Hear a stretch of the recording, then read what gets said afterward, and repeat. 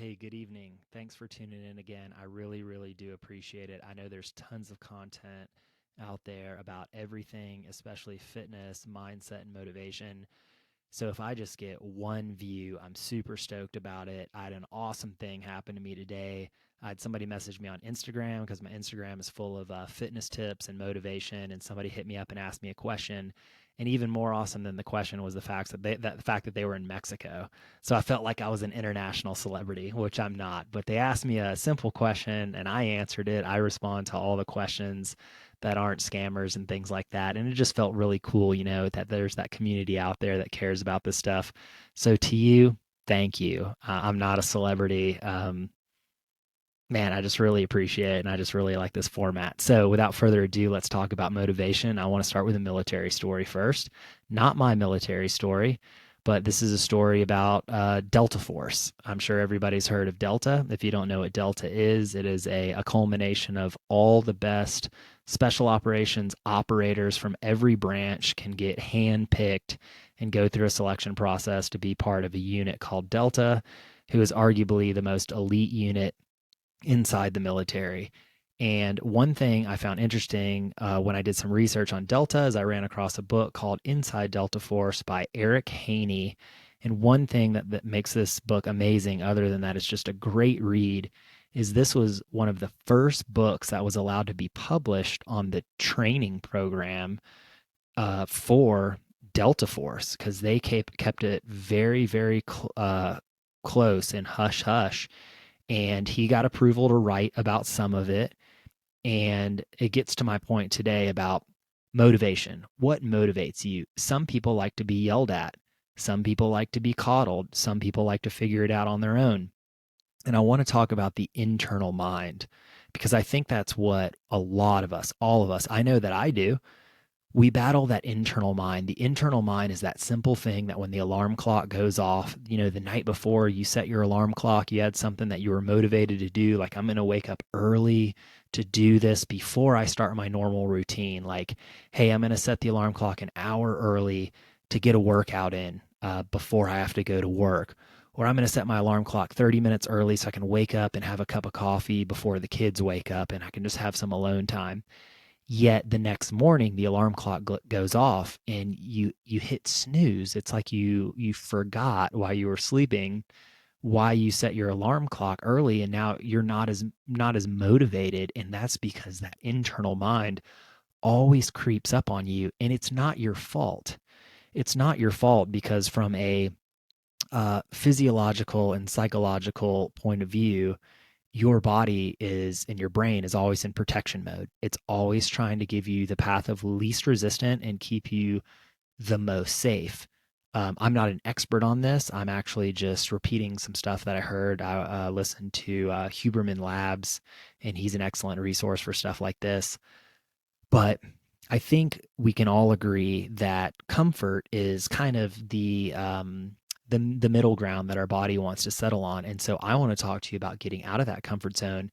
And that's one thing that this book, Inside Delta, really kind of inspired me and showed me a new look into how to get motivated. Because when we think of motivation, when we can't do something, we think of somebody yelling at us or like yelling at us in a positive way, like, yeah, get it done. You can do this. This is great. Like, all the way from personal training to being a parent on the baseball field, telling your kid, like, take a swing, get a home run, whatever it is, and that's great. And that all has its place. But on a deeper, deeper level, what we're talking about here and what I'm talking about on this channel is battling your inside internal mind. And what can you do to prevent things like, which I think a lot of people do this out there, the New Year's resolution.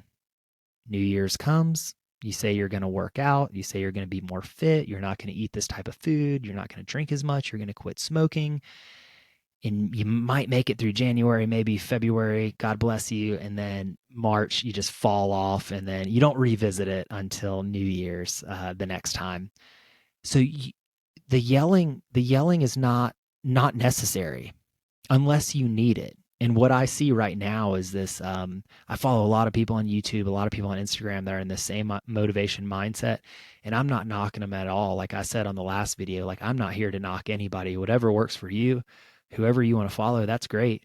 But what I'm telling you is yelling is not always the answer. So back to the Eric Haney Inside Delta, who wrote this book that um, really went into Delta Force in a way that nobody had ever done before. And one thing that he mentioned was when you got there, there was no yelling. There was literally just signs that had the instructions on them. You got off the bus, and then a sign said, "This is where you go to pick up your gear." You picked up your gear. There was another sign that said, "This is where you're going to go sleep." Once you got there and put your gear away, it was like, "This is what time chow is." And you went there and you did that, and there was no yelling. And the whole time, the instructors were just observing. They were just watching you. And this is even worse than being yelled at, in my opinion, because the internal mind starts to run rampant when nobody's giving you any kind of feedback. So now you start questioning yourself.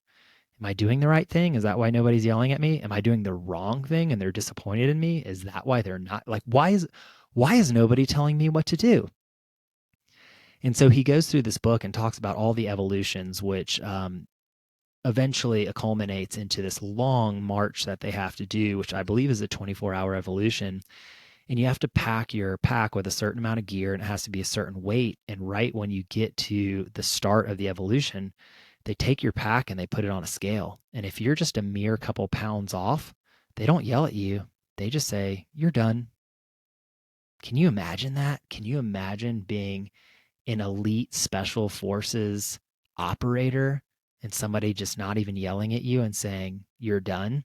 That's got to be the most disappointing, demoralizing thing. It's almost like I think of the parenting tactic instead of a parent yelling at you and beating you with a belt or hitting you with a wooden spoon, just saying, "I'm disappointed in you." And then they send you to your room and your internal mind starts to wander. So Eric Haney finishes up the book by talking about this course that they had to run. And you have to do land navigation, which is essentially you get a map and you start hiking all over this mountain. And when you get to these certain checkpoints, one of two things happens. They either tell you, "Here's your next checkpoint you got to make it to," or they tell you to stand to the side, meaning you're done. And one thing they've never done, and even throughout this book, because they wouldn't release this information, is they don't tell you what the time requirement is. Even to this day, that book was written at least a decade, maybe 2 decades ago. The time requirements have never been put out there. So anybody that goes to this course, it's you versus you. And your internal mind starts playing tricks on you because when you all start, one of the main rules is you're not allowed to talk to anybody. You're not allowed to talk to anybody else, nor are you able to assist anybody else, which goes against like military ethos. If you see somebody fall down or somebody that's injured, you're trained to pick them up. But this course is explicitly against that. And it's not because they want somebody to be injured and you just like leave them for dead, but these teams, once they make it through the course, if they make it through, these teams operate in very small units wherever they go because they do covert operations and they got to go get high value targets. And you can't do that with a big group of people. So you're talking 4-6 people max going in hot and heavy, and they got to be on their A game. So they want somebody who can quiet their internal mind or have a conversation with their internal mind and say, "Not today. I'm not seeking comfort today. I'm seeking to be a winner." So that's what I want to talk to you about today is what are you telling yourself while you're awake?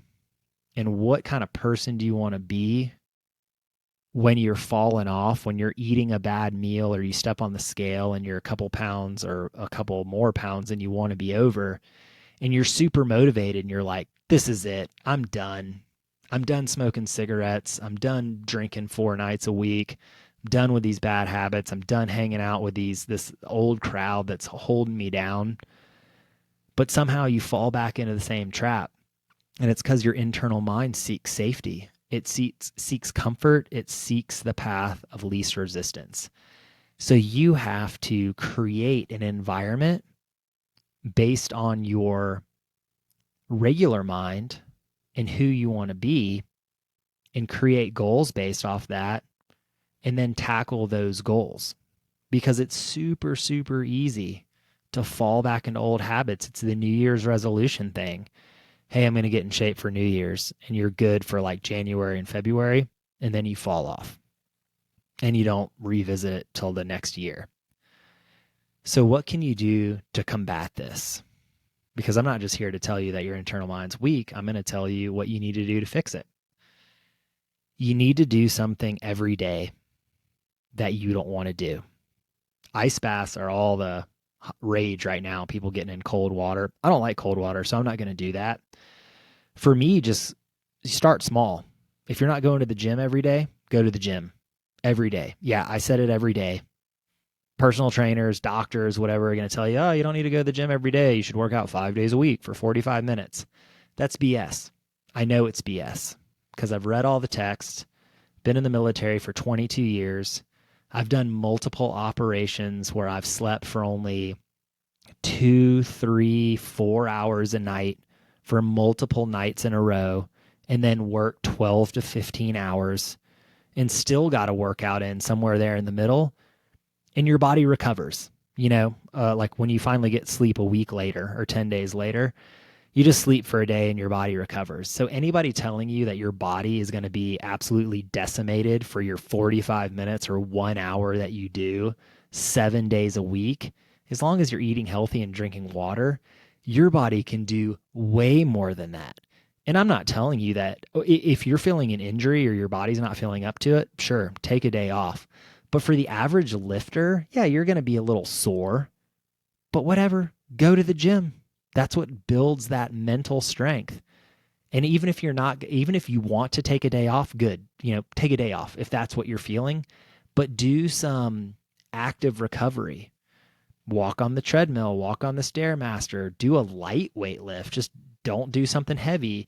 If you're doing some kind of workout split, do a full body workout and just do like one exercise for each muscle group. The whole point is not the workout. It's to build the mental fortitude and that mental time clock and the repetition. So finally, months, years later, when you're not going to the gym, you're like, something's wrong. I need to go. That means that your internal mind has gotten strong. It's gotten stronger than your internal mind's willpower to be lazy, which is what we're trying to avoid. So what I need you to do, and I'm going to finish with this. We live in a cookie cutter, lollipop, rainbows, and fairies life now, where whenever something's hard, people seek therapy, medication, they blame other people, whatever they can do to not shoulder the burden of accountability on themselves. You need to look in the mirror, literally, and say, who's causing all these problems? Why am I failing? Why am I failing to meet my goals and the standards that I say continuously that I'm going to maintain, but I keep falling off the wagon? And this, bringing it full circle to the yelling thing and people being loud, because right now there's a whole bunch of people with big accounts and profiles with all these likes, and they're just like in your face yelling. I'm not here to yell at you, because guess what? When you turn that video off or you turn that podcast off, that person's not there. The only person that's there is you. And you need to find that internal fire to become that person you keep saying that you want to be.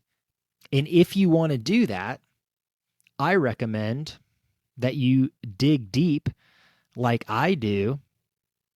And I think about, and now let me caveat this by saying, you don't need to dwell on the past. That can kill you.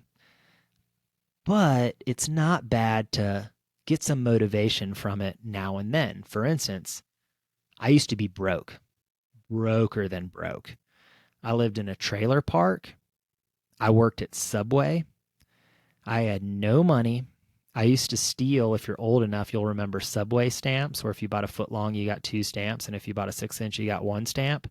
And you'd put them on a little card. And once you got enough stamps, you'd get a free sub.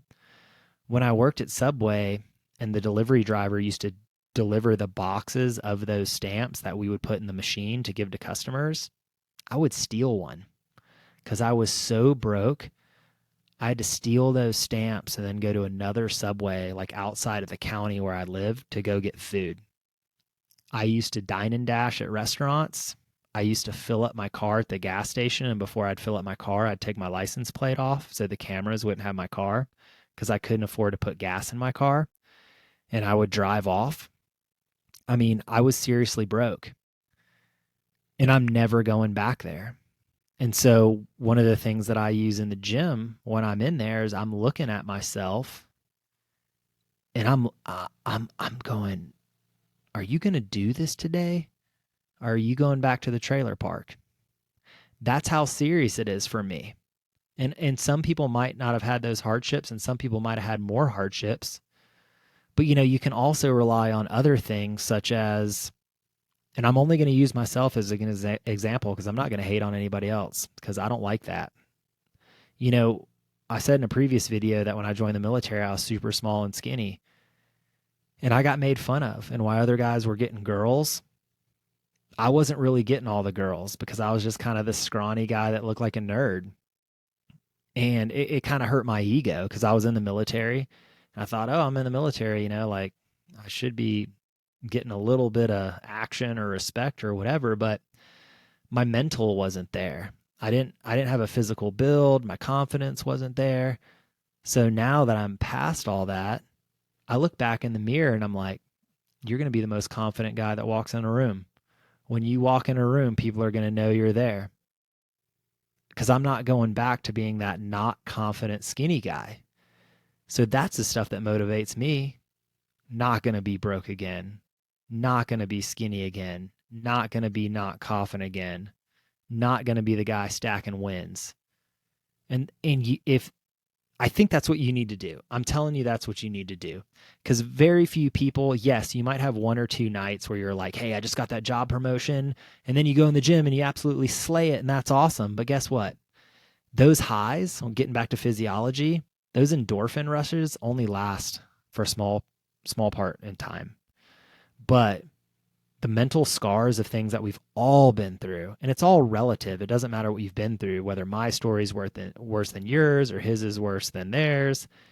We all have these things that are like, shit, I'm not letting that ever happen again. So that's what you need to tell your internal mind. Your internal mind, when it starts talking, just tell it to fuck off, because that's not who you are. You're awake, you're alive, you have goals, and you're going to be a badass.